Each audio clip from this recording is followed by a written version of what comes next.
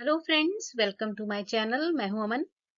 आज की वीडियो में हम बात करने वाले हैं कि जो भी मेरी सखियां हैं जो बीमा सखी योजना के अंतर्गत एलआईसी की एजेंट बनी है उन्हें, क्योंकि देखिए सैलरी स्कीम के अंडर ये बीमा सखी योजना आती है, तो बहुत सी महिलाओं को ये कंफ्यूजन है कि जो हर महीने 7,000 सैलरी मिलनी है पहले साल, उसके लिए जो हर महीने कमीशन चाहिए है वो 2,000 चाहिए है या फिर 4,000 चाहिए है।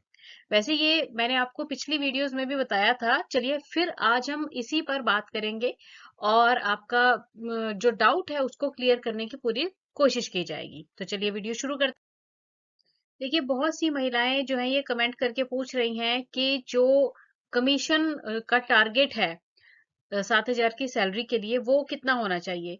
2,000 होना चाहिए या फिर 4,000 होना चाहिए, है ना? तो ये बहुत बड़ा कंफ्यूजन आप लोगों को है। तो चलिए इसको क्लियर करते हैं।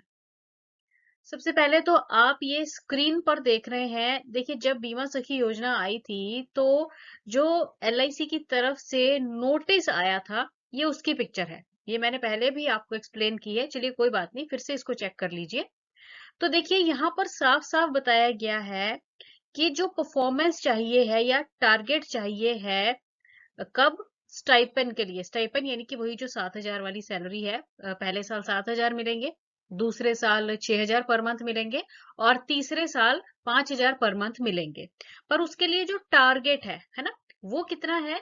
वो है कि जो नंबर ऑफ लाइव्स है, यानी कि जो आपको पॉलिसीज करनी होंगी अलग अलग लोगों की, कितनी? वो कम से कम कितनी होनी चाहिए? हर साल 24 होनी चाहिए। पहले साल भी 24, दूसरे साल भी और तीसरे साल भी। ठीक है।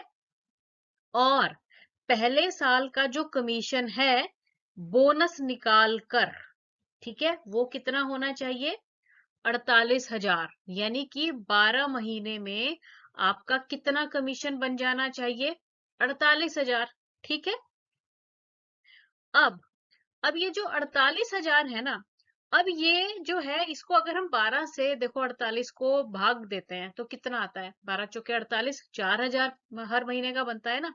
तो चाहे तो आप हर महीने का 4,000 कर लो, या फिर जो नहीं कर पा रहे हैं तो उनके लिए ये भी है कि देखिए जैसे आप पहले 4 महीने, ये पहले 4 महीने हो गए, मतलब जब से आपकी एजेंसी लगेगी, आपको कोड मिलेगा, तब से पहला महीना शुरू हो जाएगा।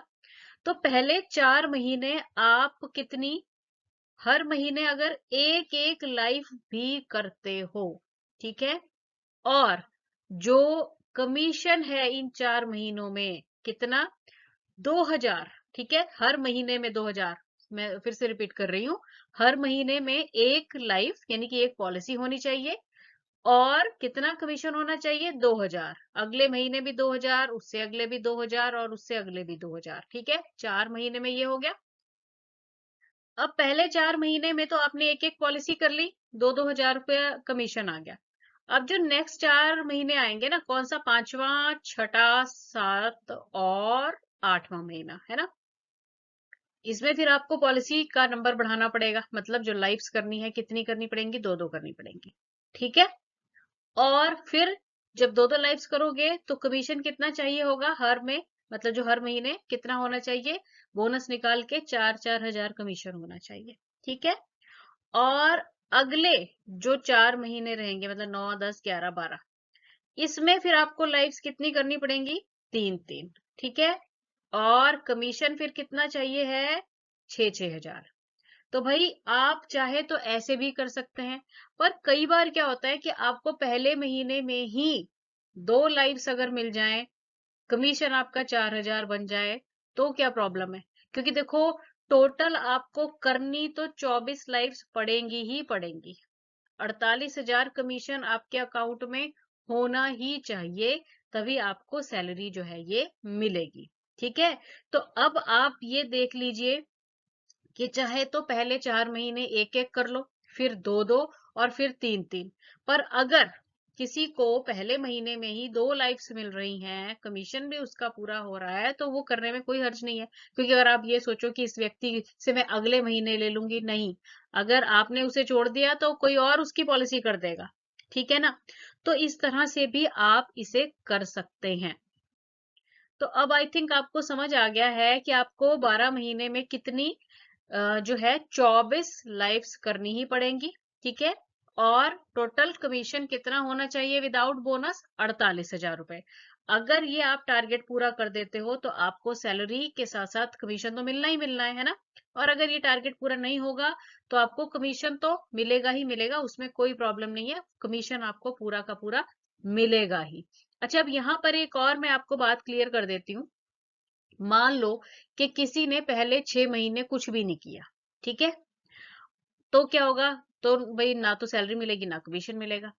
पर वो अगले के 6 महीने में अपना सारा ये 24 लाइव्स वाला टारगेट पूरा कर देता है, तो उसे सारी की सारी सैलरी मिल जाएगी, पूरी की पूरी 12 महीने वाली जो है वो 6 महीने में मिल जाएगी, ठीक है ना। मतलब अगर आपने टारगेट पूरा कर दिया तो आपको सैलरी प्लस कमीशन मिलेगा ही मिलेगा। अब मान लो कि कोई व्यक्ति है जिसने पहले 2 महीने में ही ये 24 लाइव्स और 48,000 का जो कमीशन वाला टारगेट है वो पूरा कर दिया, तो क्या होगा? तो हर महीने उसकी सैलरी अकाउंट में आती रहेगी, है ना।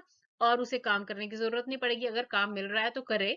मतलब क्या है कि अगर ये जो 24 लाइव्स और 48,000 रुपए कमीशन वाला टारगेट आप कभी भी पूरा करो पूरे साल में, पहले महीने में ही कर दो, दूसरे में कर दो, या फिर आखिरी महीने में करो, 12वें महीने में जाके करो, है ना, तो क्या होगा? कमीशन तो आएगा ही आएगा। जो सारी सैलरी बन रही है आपकी मतलब 7,000 पर महीने के हिसाब से, पूरी 12 की 12 सैलरीज वो भी इकट्ठी ही आ जाएंगी। तो ये अब ये आप पर डिपेंड करता है, आप पर निर्भर करता है।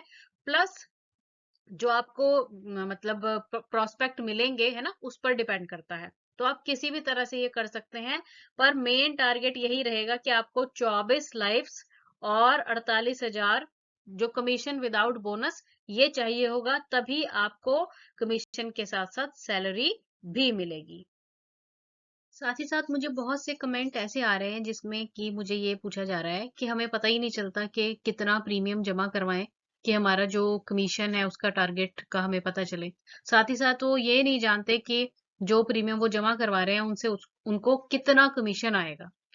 तो नेक्स्ट वीडियो में हम यही बात करेंगे कि आप ये चेक कर सकें कि जो आपने प्रीमियम जमा करवाया है उस पे आपको कितना कमीशन बनेगा। साथ ही साथ ये भी बात करेंगे कि कौन सी पॉलिसी की जाए जिससे कि आपका जो कमीशन का टारगेट है वो इजीली अचीव हो जाए।